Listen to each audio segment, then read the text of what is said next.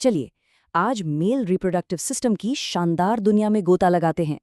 ये एक ऐसा सिस्टम है जो बायोलॉजी के बिल्कुल दिल में है और हमें बताता है कि आखिर लाइफ की शुरुआत होती कैसे है।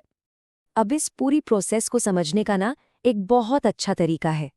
सोचिए, ये एक लाइफ क्रिएशन इंजन की तरह है ना कमाल का आइडिया?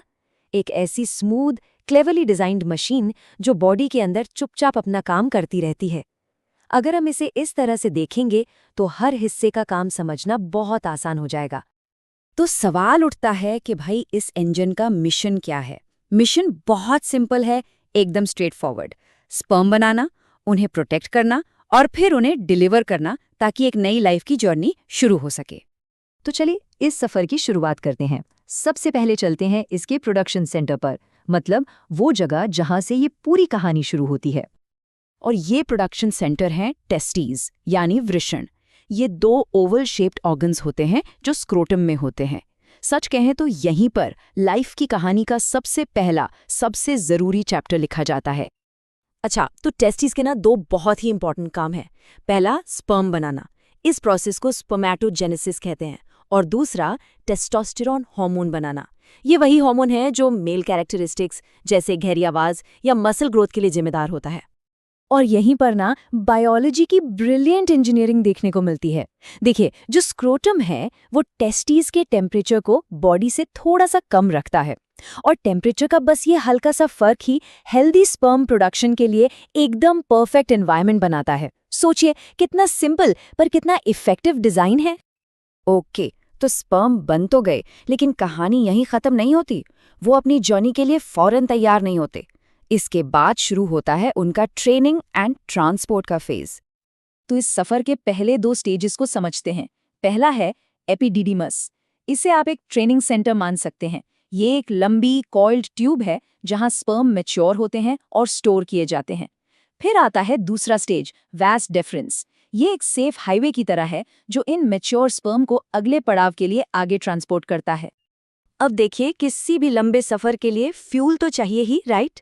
ठीक वैसे ही स्पर्म को भी अपनी डेस्टिनेशन तक पहुंचने के लिए एनर्जी और सपोर्ट की जरूरत होती है। और ये सपोर्ट आता है सेमिनल वेसिकल से, यानी वीर्य ग्रंथियों से। ये ग्लैंड्स एक न्यूट्रिएंट रिच फ्लूइड बनाती हैं जो स्पर्म के लिए आप कह सकते हैं एक फ्यूल स्टेशन का काम करता है। तो सवाल ये है कि इस फ्लूइड में ऐसा क्या खास है? ये असल में स्पर्म के लिए एक हाई एनर्जी ड्रिंक है। इसका लगभग 60% हिस्सा फ्रक्टोज होता है, यानी एक तरह की शुगर। यही उन्हें इस लंबी और मुश्किल जर्नी के लिए इंस्टेंट एनर्जी देता है। ठीक है, तो एनर्जी तो मिल गई, लेकिन अभी भी कुछ और चाहिए, प्रोटेक्शन और मूव करने की एबिलिटी। और यहीं पर प्रोस्टेट ग्लैंड का रोल आता है। ये एक ऐसा फ्लूइड बनाता है जो स्पर्म को इफेक्टिवली मूव करने और जर्नी में सर्वाइव करने में हेल्प करता है। तो यहाँ एक बहुत ज़रूरी बात समझने वाली है। जब स्पर्म इन सभी फ्लूइड्स के साथ मिल जाते हैं तो इस फाइनल मिक्सचर को कहते हैं सीमन, यानी वीर्य। तो सीमन का मतलब सिर्फ स्पर्म नहीं है, ये एक कंप्लीट पैकेज है जिसमें सेल्स के साथ साथ एनर्जी और प्रोटेक्शन भी है।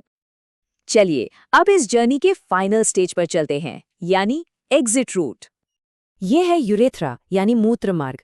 ये एक शेयर्ड पैसेजवे है। यूरिन और सीमेन दोनों बॉडी से इसी रास्ते से बाहर आते हैं, पर बॉडी का डिजाइन इतना स्मार्ट है कि वो ये इंश्योर करता है कि एक टाइम पर एक ही चीज पास हो, मतलब दोनों रास्ते कभी मिक्स नहीं होते। ये इस सिस्टम के प्रिसाइज डिजाइन का एक और फैंटास्टिक एग्जाम्पल है। और आखिर में पीनिस, वो एक्सटर्नल ऑर्गन है जिसे इजैक्यूलेशन के दौरान सीमेन डिलीवर करने के लिए डिजाइन किया गया है ताकि ये लाइफ क्रिएशन इंजन अपना मिशन सक्सेसफुली पूरा कर सके। तो हमने प्रोडक्शन से लेकर डिलीवरी तक का पूरा सफर देख लिया। आइए अब इस पूरे वेल ऑर्गेनाइज्ड प्रोसेस को क्विकली समराइज करते हैं। ये पूरी प्रोसेस एसेंशियली इन 4 सिंपल स्टेप्स में पूरी होती है। Step 1, create. टेस्टीज में स्पर्म बनते हैं। Step 2, store and mature. Epididymis में वो स्टोर होते हैं और मैच्योर होते हैं। Step 3, mix. ग्लैंड से आए फ्लूइड्स के साथ मिलकर सीमन बनता है। और आखिर में स्टेप 4, डिलीवर। सीमन को फीमेल रिप्रोडक्टिव सिस्टम तक पहुंचाया जाता है। और बस इसी वेल ऑर्गेनाइज्ड प्रोसेस के साथ मेल रिप्रोडक्टिव सिस्टम एक नई लाइफ की जर्नी की शुरुआत करता है ना? एक शानदार सिस्टम जो एक बहुत ही इम्पॉर्टेंट काम को अंजाम देता है। जरा सोचिए, ये इतना इंट्रिकेट सिस्टम माइक्रोस्कोपिक सेल से एक नई शुरुआत का आधा हिस्सा बनाता है। ये पूरी प्रोसेस हमें बायोलॉजी की प्रिसिशन, उसके इनक्रेडिबल डिजाइन के बारे में क्या बताती है? ये एक ऐसा सवाल है जो सच में सोचने पर मजबूर करता है।